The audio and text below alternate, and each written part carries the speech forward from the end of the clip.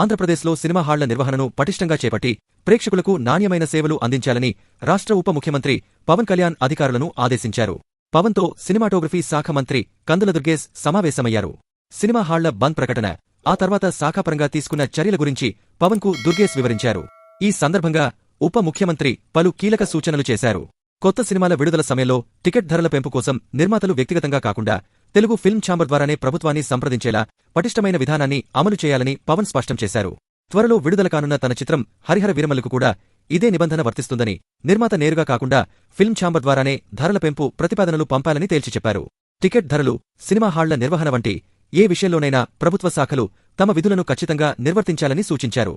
Cinema హాళ్లలో ticket ధరలతో పాటు తినుబండారాలు, శీతల పానీయాలు, చివరికి వాటర్ బాటిల్ ధరలు కూడా అధికంగా ఉండటంపై సమావేశంలో చర్చ జరిగింది.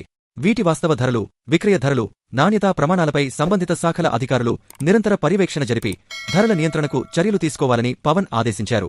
మల్టీప్లెక్స్లు, సింగిల్ స్క్రీన్లలో ఆహార పదార్థాల వ్యాపారంలో గుత్తాధిపత్యం నడుస్తోందన్న విషయం ప్రభుత్వ దృష్టికి వచ్చిందని, దీనిపై సమగ్ర విచారణ చేపట్టాలని మంత్రి దుర్గేష్కు సూచించారు. తినుబండారాల ధరలు అందుబాటులో ఉంటేనే ప్రేక్షకులు కుటుంబాలతో సినిమాకు వస్తారని, తద్వారా ప్రభుత్వానికి పన్నుల రూపంలో ఆదాయం కూడా పెరుగుతుందని అభిప్రాయపడ్డారు. ఈ అంశంపై పన్నుల శాఖతో సమీక్షించాలని తెలిపారు. సినిమా హాళ్ల బంద్ ప్రకటన వెనుక ఉన్న కారణాలు, కొందరు వ్యక్తుల ప్రమేయం, ఇద్దరు నిర్మాతలు తమకు సంబంధం లేదని ప్రకటించడం, తూర్పు గోదావరి జిల్లా నుంచే బంద్ ప్రకటన రావడం వంటి అంశాలపై చర్చించారు. బంద్ వెనుక ఒక నిర్మాత, థియేటర్లు కలిగిన రాజకీయ నాయకుడి ప్రమేయముందని ఆరోపణలు వస్తున్న నేపథ్యంలో ఆ కోణంలో కూడా దర్యాప్తు చేయాలని పవన్ సూచించారు.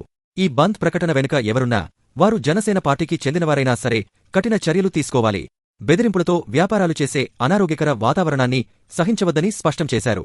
సినిమా వ్యాపారం సజావుగా సాగేందుకు ప్రభుత్వం అన్ని విధాలా సహకరిస్తుందని ఫిల్మ్ ఛాంబర్, నిర్మాతల మండలి, ఇతర సినీ సంఘాలకు తెలియజేయాలని ఆదేశించారు.